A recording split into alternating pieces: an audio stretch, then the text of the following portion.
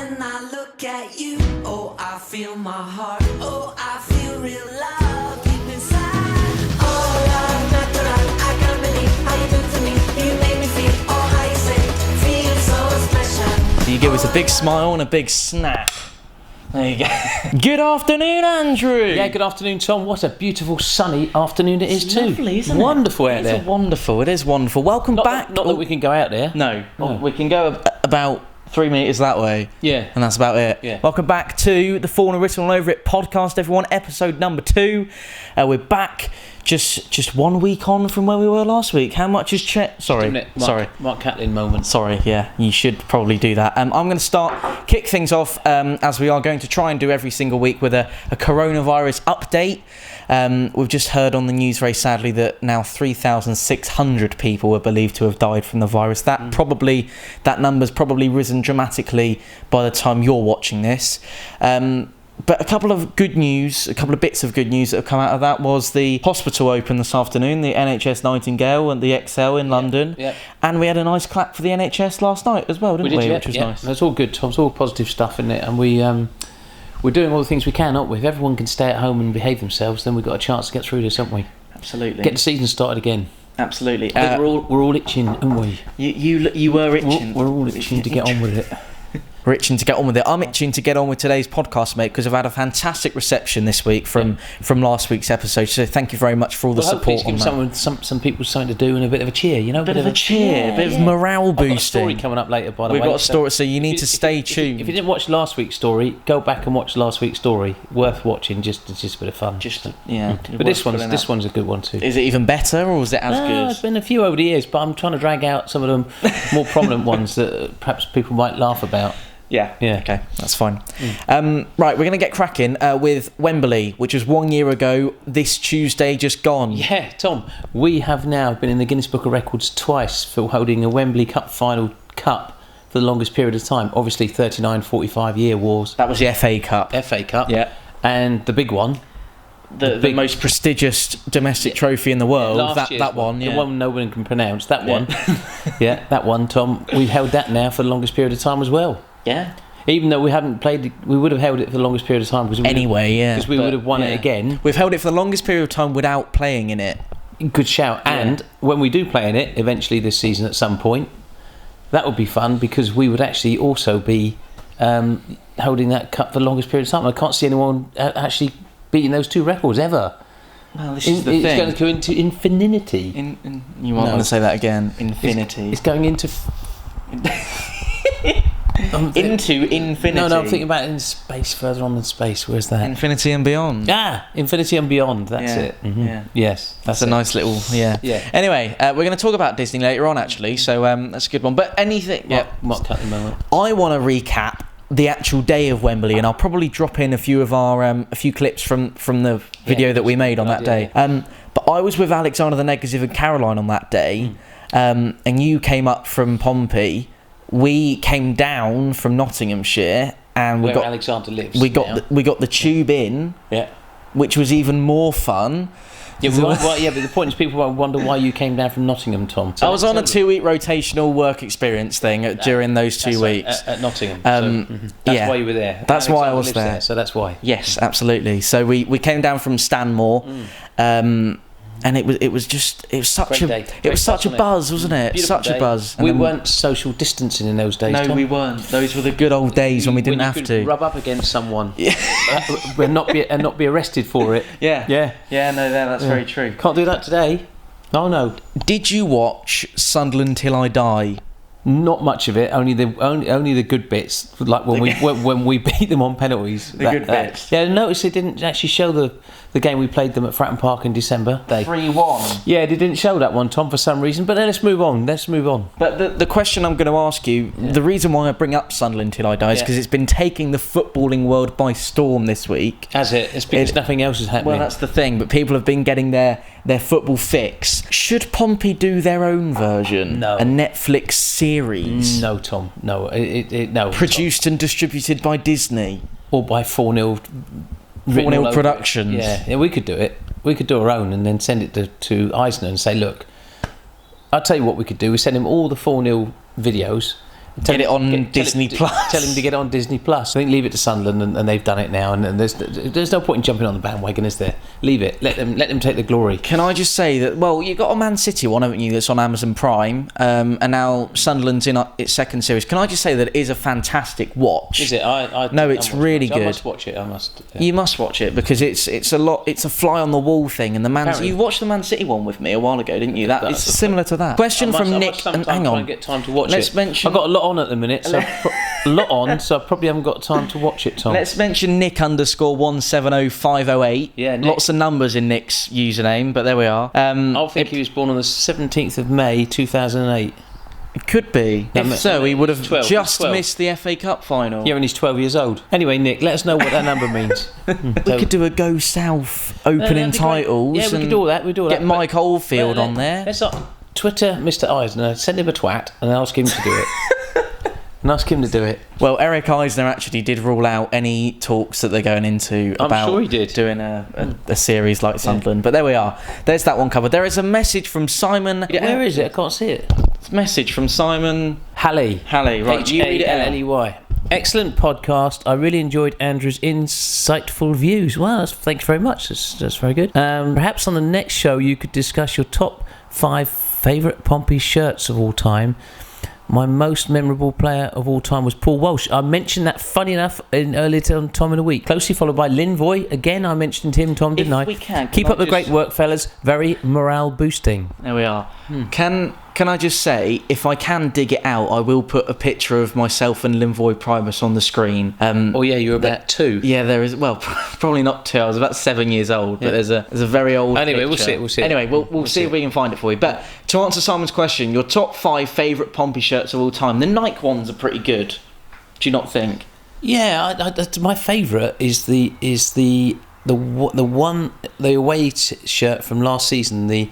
The one with the burgundy salmon pink sort of colour, you know? That was the last season. The purple one. The third kit. The purple one. Not last season, seasons before. Job site one. Oh, the job site. With the, I'll wear it on next week's. Okay. I'll go and get it now. It's in the... Go on then. No, I'm not going to get it now. Well, you can if you want. Oh, I'll go and get it. Go and get it. Actually, let's build up to that one. Oh, okay. You go from I like the TY ones. Yeah, in the old days, TY, I liked Fiat, Tom. Fiat was always a good one. Fiat on the front, that was 1990-something. 1993-4 season, I think. I see a few of those retro ones around. Should I put a picture on the Goodmans? Goodmans? Classic. No, Goodmans. Didn't like that too much. Sam's got that. It's a big old baggy shirt, isn't it, Goodmans? Maybe it's a bit of a trend, but I didn't like that too much. Paul Walsh would have worn a Goodmans, actually, funny enough. Yeah, okay. Yeah, he would have done. And Linvoy, possibly. Linvoy was a TY man, wasn't he? Yeah, I think he was, and Walshy was before that. He was a Goodman, so yeah. So I'd say Goodman's Fiat. I quite like this orange one. This. It's not a shirt though, is it? It's just a training top, kit. but it's quite vibrant, isn't it? Quite people spot you, don't they? Yeah, you go, nice shirt. They say nice shirt, mate. Like my nice 4-0 written all over it hat. And my all-time favourite, Tom. Go on. It's got to be this one. This is my favourite. This one. This colour. Yeah, you're a I fan. really like that one. That's year before last, and if anyone's got any spare ones they don't like, they can let me have them next time. When you see me at Fratton Park, just sort of throw them at me. Medium men's. I want to put a picture on the screen now, actually, before we move on from that, of Alexander the Negative and Ollie wearing TY shirts back in the day. Oh yeah, good shout. Pop that on there. Next question for you. Mark Catlin moment. Sorry, just a pause in play for a Mark Catlin moment. Was Harry Redknapp the best Pompey manager? Difficult to say that one, Tom. A lot of people dislike him for various reasons. I don't dislike the guy. I think he did well for us. We had great times under Harry, didn't we? It was a tough times under Harry as well, but it was fun, wasn't it? He obviously didn't do himself any favours going down the road for a few weeks, but then he came back, so that was even funnier, wasn't it? And they got relegated. So actually it all worked out in our favour, didn't it? So I think he was all right, Harry. Character, yes. Did he make any money out of the football club? I think he probably did. Was it all legit? I don't know. If I'm not going to get into that one. People say it's not, but who's checking the numbers? I don't know. And the trouble he got into as well. He got to a little bit of bother with the HMRC, didn't he? But Tom, a lot of that is all I don't know. It's not even worth talking about as negative in it. Let's move on. I think he was a great manager. We had good times under him, and he's a character. Probably some of the best times that this football club's ever seen under Harry Redknapp. Yeah, I think there's bigger rogues like Terry Venables that was at our club, Tom, and the older players, older fans will know about that. So, yeah, I think the best manager was probably Alan Ball. I loved Alan Ball, like a lot of people would have done. You always said Tony Pulis to me. Tony Pulis, I didn't particularly like Tony that much. I just thought he was a good manager, and he always was a good manager, and he has proved himself since, hasn't he? But in terms of liking them, Alan Ball was my favourite. So Harry Redknapp was not the best Pompey manager?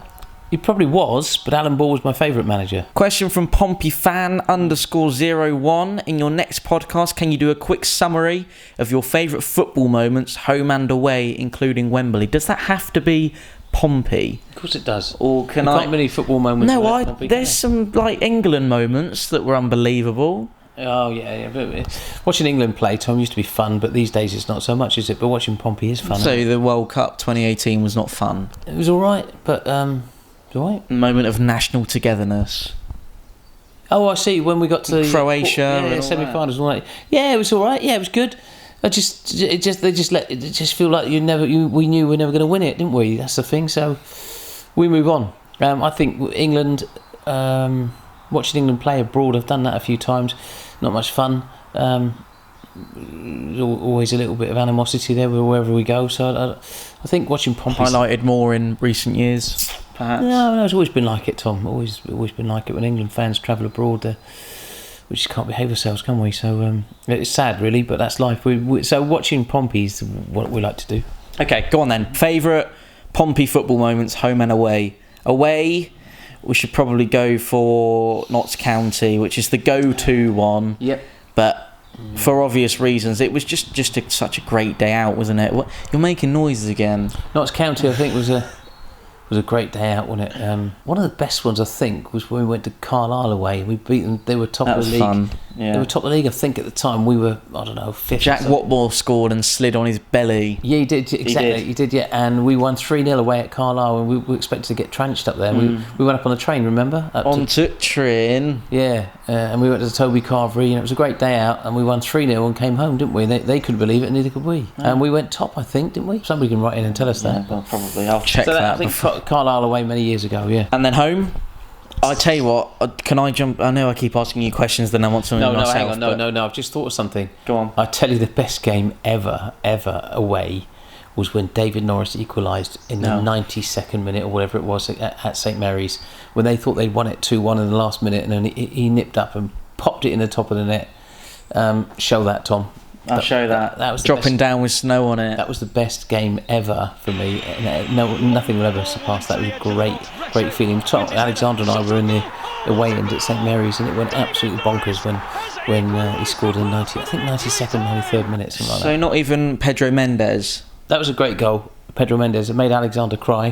He was crying his eyes out against Man City when he volleyed it into the cup, and it made it 2-1 to us, and we stayed up that day. A great moment, but the David Norris equaliser was the best one for me. Show that, Tom. I will show it. As long as the BBC don't want to copyright me for it, then... In fact, show both of them. Well, I'll do my best. Yeah. They'll have to be very quick, because so YouTube don't notice that I've snuck it in there. Stick it in there, don't worry about it. I will do. I'll give you a home one that I remember was the first leg of the Plymouth playoff semi-final 2016. We didn't actually do a video for that one, which was 2-2, wasn't it? No, then it might have been. Yeah. But the only reason why I remember it is because it's one of the times when you always notice the atmosphere at Fratton Park for being remarkable. But on that, you have a Mark Catlin moment. You just do they go without saying now? Do I not even need to mention them?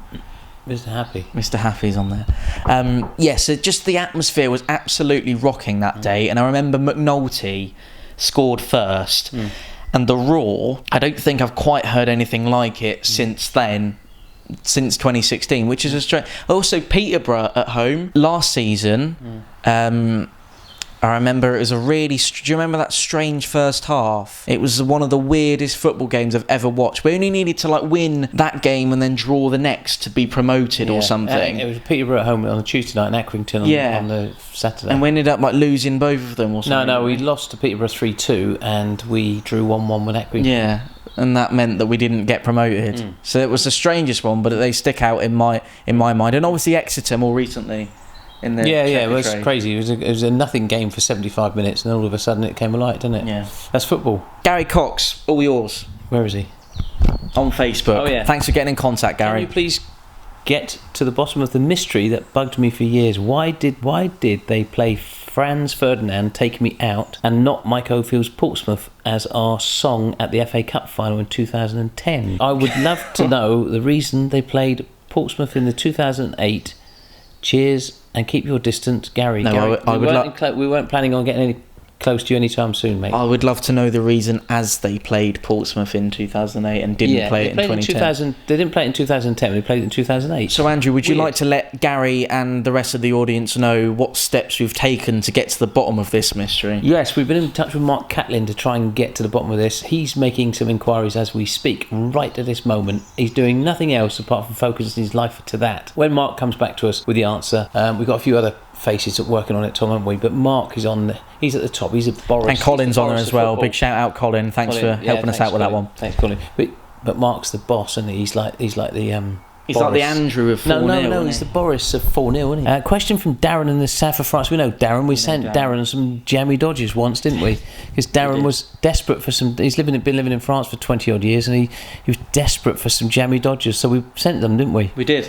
And... that was a while ago now, though. So crikey, yeah, Darren, if you've eaten them all by now, mate, I would have thought. But if you haven't, Darren, if you still need some more, mate, give us a shout. We'll send some more out there. But obviously, when you get them, disinfect them before you eat them. Darren's asked how many players in our squad would be good enough if we go up, and how many would we need to bring in?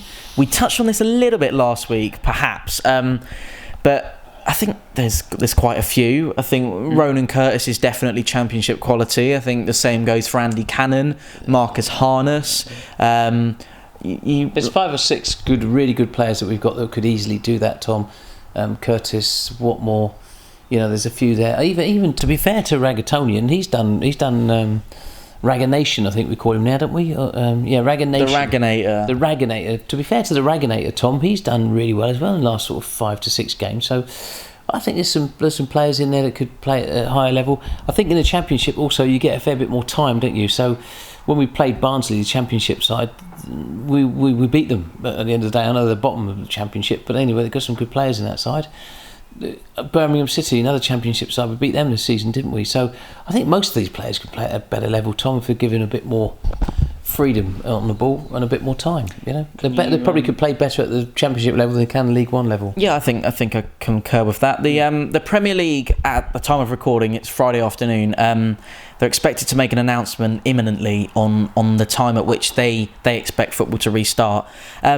You might know by now, by the time you're watching this, but I'm going to read from what one of the chiefs at UEFA have said. He said, "We are confident that football can restart in the months to come with conditions that will be dictated by the public authorities, so World Health Organisation, etc., and believe that any decision of abandoning domestic competitions is at this stage premature and not justified." So where would you stand on that? We talked about it last week, didn't we? It's the same stance, Tom. They've got to finish this league, this season, whichever way, haven't they? So there's a few little differences to sort out with players' contracts, that sort of stuff. As I said, a simple solution: play another 1-year contract for the players. Each player signs a 1-year extension to the contract. We start again at Christmas. We finish it until the end of the May, and we basically miss a season out completely, and we start again the following year. You seriously think we won't start till Christmas? I think there's a lot to be done between now and then, Tom. We're only April now, aren't we? April, May, June. If we got back fitness by the end of July, August, perhaps could start in September, October, maybe. Depends. There's a lot of things, isn't there? Not just about the footballers. It's about the infrastructure in the country and where things are financially for football clubs. A lot of these football clubs, luckily, you saw the accounts come out this week from Pompey, were okay financially, but a lot of clubs aren't, Tom, and therefore there's a lot of that to be sorted out as well. I think there's going to be an awful lot of turmoil before we even think about starting. Well, Premier League can start, of course. Even in the Premier League, I remember AFC Bournemouth, Eddie Howe was the first manager to what's the word? To self-isolate his pay no, packet. Not self-isolate no, his pay packet, yeah. How do you say it? Tom, let's get one thing I would say. I was listening to a programme on 5 Live earlier, and they were talking about footballers, and they were saying that the world's putting pressure on footballers to come forward and say reduce half the money to half the salary because they're not actually playing football, for one, and B, everyone else is suffering, so why shouldn't they? Well, we shouldn't single out footballers. I know they earn a lot of money, but and some of the people are losing their jobs and they're getting furloughed and that sort of stuff, but it should go further than that. There's other people in high-rise jobs like banks, like building societies, like companies that are earning lots and lots of money and still are earning those sorts of hundreds of thousands, millions of pounds. They're not getting squeezed upon, are they? You know, people that own like David Lloyd, for instance, or things like that. So I think it'd be fair if pop groups are getting royalties on music at the minute because everyone's signing up to stuff. Sky TV, Netflix, all these people could actually contribute and help the NHS, couldn't they? It doesn't have to be footballers only, does it? There's a big world out there full of very, very good businesses that got a lot of money. Amazon, for one. Those sort of people, the people that are making the PPEs, people that are doing pharmaceuticals, these people are making fortunes. The Tesco's, Marks and Spencer's, the businesses, they're all making lots and lots of money now, aren't they? So they could have a little bit back as well as footballers, couldn't they? Dylan 6966, which I don't think is his birth date, 6966, but if it is, he's 54, isn't he? Yeah, something like that. Yeah. He said, go on. Yeah. No, he's 56. Work it out in your head. Don't know. Go on. Move on. He said, "Do you see us winning the leasing.com trophy whenever it goes ahead?" So I think directly talking about the opponent, Salford, and what. Yeah, it'd be an interesting game. On paper, we should. And will there still be the number of people that are planning to go as of when it was still on? They rearrange it and make it on a Wednesday night. It's unlikely. Yeah. And depends what time of the year it is, doesn't it? Late October, November, when it's freezing cold, a lot of people think, oh, maybe I won't bother. But if it's a Sunday afternoon, it's a nice day, and it would have been, wouldn't it? A lovely day in actual fact. Yeah, I think it'll still go ahead, Tom. But it's going to be when, isn't it? Let's see. We're second guessing, aren't we? Second guessing all the time, but that's all we can do, isn't it? Until anything concrete is announced, which it might have been by now. We never know, but until then, we'll keep on speculating. There's a question. Oh, go on. You're going to read it. Go on. Question from OBS 2003. Now, I think he was born in 2003. I think he probably was. She maybe was born. Who knows? Perhaps. What was your best moment since starting the channel? I said last week that I was going to say my best Fournilwrittenalloverit moment today. Go ahead. Which I've given a little bit of thought. I haven't yet, so just thought about it. Well, I think you should. I'll talk and you give it a little bit of thought. Feel free to indulge yourself in a Mark Catlin moment as well if you need to. I think I'm on this one. My best Fournilwrittenalloverit moment was. Well, I've got quite a few that stand out. I know we've already mentioned Notts County, but being on the pitch there, that was fantastic. Cheltenham Town at home, again, was a great one. But I want to talk about the times that we've spent with the people we've got to meet are probably some of the better moments. The fans we interview outside the games and outside the ground, away games especially, and people like Pompey, Jesus, and everyone that we've met on the travels is probably make up more of the best moments than the actual games do, which is a strange thing. And even just travelling to away games on the train or long journeys in the car, the Humber Bridge, the race to Grimsby, the trips down to Plymouth, Blackpool Tower, races to the Blackpool Tower, going across the moors in Plymouth as a diversion across Dartmoor. Remember? Good morning, Andrew, on the way to Rotherham, all that kind of thing. And Peterborough United, I remember that was quite fun as well. So we've been. And that guy at Peterborough, remember that time we sat in that pub? Yeah, right up them. And he said, up the borough. I said, yeah, right up them. No, up the posh. Up the posh. I said, yeah, right up the posh. And we laughed with him, didn't we? Here's that moment, if you want to relive that with us as well. Up the posh. Yeah, right up them. Question from Jacob Owens. Thanks for getting in touch, Jacob. Appreciate it. What was your favourite Fratton end goal this season? I'm going to hand over to you, or I already know mine, but please don't steal mine as well. I'm not going to. I'm going to tell you, mine was Ronan Curtis. When he scored, came in at the angle and just whacked it in the top corner from a very, very tight angle. It was on official Pompey the other day. You did it with Roland's favourite. the Plymouth. No, not Plymouth. Might have been. It was Plymouth, wasn't it? Was it Plymouth? We muscled him out of the way, so I just muscled him out of the way. When we said I muscled him out of the way, he flattened him, didn't he? And he just went by and then left, took it right to the byline almost, and whack, and it went. Great goal. You show that one, Tom. I've got two. My favourite Pompey goal this season. One of them was Ben Close, Tranmere, which was an excellent strike. He also scored. I know the other one. Go on. Well, I was going to say Ben Close also scored one in the FA Cup as well, which was fantastic as well. Yeah. Sublime. So Rowan actually, Harrogate away. We've got many fantastic goal scorers in our team, but I think the one that we've both kind of thought of, Steve Seddon, yeah. Well, Steve Seddon, who was it against? I can't remember. Yeah, it was an unbelievable strike. Was it Exeter? No. Cameron McGeehan's goal against Exeter as well. That was quality as well. Yeah. So there's lots in there. Yeah, lots of good ones. Loads of great ones. But it's funny you should say at the Fratton End. Why don't we go for favourite goal at the Fratton End ever? You could. So that is going to be Pedro Mendes against Man City. I think. Thought it would. I'm really worried we've been throwing some wild accusations at kind of years and dates and that kind of thing. Yeah, well, don't worry about it. People sorry if we've got a couple wrong, but this is very off the cuff, and we like to like to keep it live. But it is now time. We've got to that time already. For Andrew's Peter story. Peter. Peter, you threw me then because Peter Sylvester has gone into contact and said how much he's enjoyed Andrew's storytelling of memories from his years following Pompey. So I'm going to hand over to you now, mate. And by the look on your face, you haven't quite decided which one you're going to tell us yet. Because I've been, you won't know this, but I've been asking him repetitively whilst we've been in lockdown. I've been getting right on his nerves this week, as I do every single day of his life, saying that I really need you to come up with a story for the podcast. And you're also doing your best 11 next week as well, so I'll say that to you now while everyone's watching, so you need to get that sorted out. Right. We are planning to do a best 11 next week. We're also going to speak to Alex on the negative next week as well, so that will be good. Have you decided on your story? I have, Tom. Yes, it was. Right. Take the mic. Yeah, it was one weekend, Tom. We went away to Torquay United, and I can't remember when it was, but it was in the 90s of some late 80s and 90s. And we went to Torquay away, and I went with the boys on the train. There's football specials in those days, and we got to Torquay station, and we were coming into Torquay past Exeter, I think St David's, and then we got this train just stopped, and then we went on to Torquay. So no, they actually didn't stop. In those days, the trains just went straight through stations in the football specials, they called them. So it was just full of football fans. They took one isolated locomotive things. No, it was a proper diesel train like it is today. It's not a steam engine. I'm not.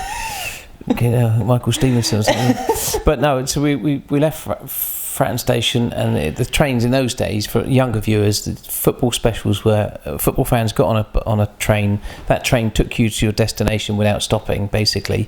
So if we were going to Devon or we're going to the Midlands or London, the train didn't stop at any station, slowed down a little bit, but didn't let any passengers on or off, and then straight to the destination. Then you go to the ground. Because why do they not? It was called football. Well, because I don't know why it doesn't happen anymore, but it was stopping the violence in those times, because people were causing lots of trouble wherever they went. So anyway, we went to Torquay, and we got to a station called Tor, T-O-R. That was the next stop to the central station. First stop before the last stop before the station, and the word on the train was that there was a lot of old bill at Central Station. Old bill, for the younger viewers, is a word for police. A lot of police officers. No, they were called the old bill, and they were waiting at Torquay station for us to take us to the football ground. And of course, a nice sunny day, all the fans want to go to the pub, don't they? When they weren't allowing us to go to the pubs, it was heard from fans that had already previously arrived in town for whatever reason. The unlucky ones. No, they didn't go on a train. They were people that had driven there and said they're stopping everyone going to the pubs. So someone got a phone call anyway, and then it got spread quickly. So everyone decided to get off at the station before the main station, which is a station called Tor. Just coming into Torquay, and one of the guys got a phone call from somebody who had already previously arrived in a car and said that they closed all the pubs in Torquay Centre, and Pompey fans were being ushered from the stations directly to the football ground, and that wouldn't be the best plan. We were going there for the weekend and having a few beers and enjoying the football. So we all got off at the station before. It was a station called Tor, T-O-R. When you say we, would there be any kind of names you'd want to mention? No, that just might still be watching. my cousins really. Right. And we got off the station, and we all split into groups of like 4 or 5 just to split up a little bit. And of course the old Bill were all waiting at the central station, and we got off the station before, so it was very useful. There was no one there. We got off and walked into the back streets to try and find a pub, which everyone was trying to do. So we dissipated. 500 people at one time just broke off into groups of 5 or 10 and did their thing. So no Google Maps in those days. No, nothing. Not even a map in those days. We just thought, well, we'll go this way, you go that way. We ended up in this area of Torquay that I don't know where it was, Babbacombe or something like that, and it was the pubs. We went. Mouth a little bit. So the pubs were pretty much closed, Tom. They weren't letting anyone in, and obviously they realised that some fans would have got off the station before, so they had it well worked out. So the guys that I was with decided, there's an off licence there, let's go and get some drinks from the off licence. Yeah, okay, yeah. So we went into the off licence, people were selecting cans of beers off the shelves, and then we were in a queue to pay for them, and I got to pay for mine, which was, I think it was something like £3 or something, and I gave the girl £3, and she gave me back like 20 pence or something. And I said, that's okay, love, you keep the change, it's a nice sunny day, and a good afternoon. She went, oh, thank you. Was it Easter weekend? I don't know, I don't think it was, because it might have been a bank holiday Monday, but I can't remember. Okay. But it wasn't the Monday, it was the Saturday game, and it was a league game, I think. I can't really remember when it was, Tom, what game it was, but I remember it being Torquay. Someone will have probably already put in the comments of what game it was. Yeah, it might well be, but I can't remember, Tom. But it was one of those long time ago. It's 25, 30 years ago. Anyway, so we came out. I was just turn around and walk out with these cans of lager in my hand, Heineken, Stellas, whatever. And my mates had them as well, my cousins. And we turned around and just about to walk out, and about 30 Pompey fans came in and trashed the place. And I'm stood there with cans of lager like this, holding, and they wrecked it, and they grabbed all the bottles and cans, and they wrecked the joint, and they were taking whatever they wanted and just nicking it basically. So I thought, crikey, a bit, get out of here. So we ushered our way past them and got outside. And just as I stepped outside, police vans swooped in, cars everywhere, police cars and vans, and this police officer grabbed me by the neck like that, grabbed hold of me, like I said, called me a few expletives, and which you won't say. I can't say no. Yeah. And he grabbed everyone else I was with and just opened the van door, threw us in the back of his van. I said, oh, hang on, I've paid for this. He went, yeah, of course you have. Slammed the door, and there was about 8 of us in the back of his van. I didn't know who these people were. They were just Pompey fans. We'd all got broken up, you know. So he put us in his van. I thought, oh, what are they going to do now? I'm going to try and bang on the door. I said, look, I've paid for my drinks. I'm not here. I'm just walking out. With that, Tom, they drive us down to the police station. So we end up in Torquay police station, and I'm still pleading my innocence, saying, look, I've paid for my drinks, and I'm not happy about this. I wanted to go and watch the football. But they're not going to believe you at that point. No, of course they're not believing me. They just think I'm one of the nutcases, aren't they? So anyway, they said, right, take your shoes off. So I took my shoes off and fill this form in, name and address, all this stuff. Laces out my shoes, took my gold chain I had in those days, took that off me. A gold chain? Yeah, I did. Yeah, I was a Mr. T. No, it was a silver St. Christopher, actually, as it goes. My mum bought it for me. Anyway, they took that off me and the laces and whatever, and then just marched us down to this cell, and I opened the door and threw us into these cells. And I'm in there with this other guy. He's called Graham, as it goes. Not my Graham cousin, another one. And we're in there, and I'm thinking, what am I doing here? And I'm knocking on the door. I say, look, I'll just go back to the off licence, speak to that lady. She'll tell you that I gave her a 20 pence tip. I've paid for my drinks. I wasn't wrecking it. I was just an innocent bystander, and they wouldn't have it, Tom. They locked the door. They wouldn't listen. They're not going to, are they? No, they're not. That's the way it is. But that's a funny story. And then, as it goes, Torquay won the game 1-0. Oh, that's even worse. It gets worse. Police officer who was manning the corridor ran along with his truncheon, banging all of our doors, and he's going, "You're losing 1-0. You're losing 1-0." He's going banging the doors like that. He's intimidating us all. And then they let us out for 20 minutes to walk around this compound. And took us back in again, and at 6 o'clock that evening, after the game had finished, we'd lost it 1-0. So hang on, so how long were you in the cell for? 12 noon till 6 right. Hours. So I missed the whole game, and they took us outside, and I went on the football special, of course. And the football special left us at the station at 5:15. So they opened the door. I said, right, there you go then. I said, what? I said, out you go. How did you let Well, in the end, I think, let me go back a bit. In the end, I insisted that they phoned this off license, and they did, and they spoke to this young lady, and she confirmed, she recognised me, and then I gave her a 20p tip, and they asked her to come down and do an identity. So she locked up at 6 o'clock, and then came down to the station with a police officer and identified me as an innocent party. And just you, or no, just me. No, just me, because I was the only one there, wasn't I? The rest of them had gone. Right. I don't know where they'd gone. They'd taken them somewhere else. But, right. So I stepped outside. Graham, all my cousins and whatever were gone somewhere else. So I stepped outside, and police officer said, "There you go. Here's your shoes back, and your St. Christopher." I said, "Thanks very much, officer. What should I do now then?" He went, "What do you mean? What should I do now?" I said, "Go home to Portsmouth." So I stepped outside the police station at 6 o'clock in the evening, and there's no one around. Didn't know where I was. Didn't have a clue where the station was. Couldn't get the train anyway because that football special was gone. Didn't have a lot of money on me, just like £4 or £5. Didn't have mobiles in those days. So I said to the police officer, "Will you tell me which way to the station?" He went, down there, left, right. So I followed his directions, ended up at Torquay station. And I got the train back, but I didn't have the money for the ticket. No, I didn't have a train for the ticket, Tom, so I jumped on the train. Every time we stopped in a station, Tom, where they might check the tickets, I had to go in the toilet and hide away. And that was it, Tom. Got back that evening about midnight, I think, something like that. It was about 6 hours later, 6 or 7 hours later. So that was a funny story, Tom. There you go. Missed the game. We lost 1-0. Cost me, I don't know what it was in those days, £12. Whatever. Do you reckon there might still be Pompey fans in cells at Torquay United? I think it's probably still there, Tom, trying to plead their innocence. Anyway, that's the story from me, Tom. I think it's time we wrapped it up. Yep, that's it from us for now. Thank you very much for joining us for now. That is it from us. I hope you enjoyed that story. That was a good one. Yeah, it's quite funny. A good one. Can we have another one next week, please? Yeah, I'll find a funnier one next week. We can do a best 11 next week as well, can't we? We can do loads more. We're going to speak to Alex on the Negative and Ollie as well. We will get them involved as well. And if any of you want to get involved in the meantime with the Fournilwrittenalloverit, you've got nothing better to do. Of course, yeah. I know it's quite busy times for everyone at the minute. Yeah. So, assuming you have got nothing better to do with your time, then please do join us next week, and also send us a message in the usual ways should you wish to get involved in the podcast in any way. Even if you just want to ask us even if you just like to ask a question. Even if you just want to ask us this question, yeah, absolutely. Then we'll make sure to include you next week. Thanks to everyone who got involved this week. There were plenty more messages as well that we didn't quite have time to include, which I will save them for a later date. For now, stay safe, keep the faith, and play up Pompey. Go south. There's a team down there. Go south with a lot of flair. Go south. They're gonna take us there, where